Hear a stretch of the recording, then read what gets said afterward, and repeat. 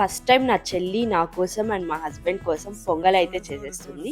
So తను ఒక side pongal చేస్తుంటే నేను చట్నీ చేసేస్తున్నా. సో పొంగల్లోకి చట్నీ లేకుండా మేమైతే అస్సలు తినలేం. అండ్ ఇక్కడ చూస్తున్నారా, తను పొంగల్ కన్నా మెస్సే ఎక్కువ క్రియేట్ చేసింది. సో మొత్తం నేను ఇక క్లీన్ చేసుకోక తప్పట్లేదు. నా ఓసిడి వల్ల అప్పటికప్పుడే క్లీన్ చేసేసాను.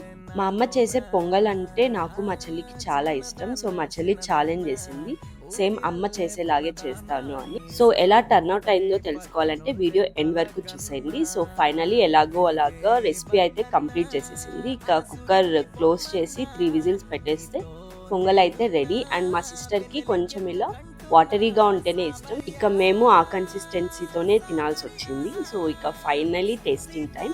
అండ్ నాకైతే చాలా నచ్చింది. అండ్ వాళ్ళ భావన అడుగుతుంది, నార్మల్గా అక్క చేసే పొంగల్ బాగుందా, నేను చేసింది బాగుందా అంటే మా హస్బెండ్ హ్యాండ్ ఇచ్చి నీదే బాగుందని అయితే చెప్పేశారు.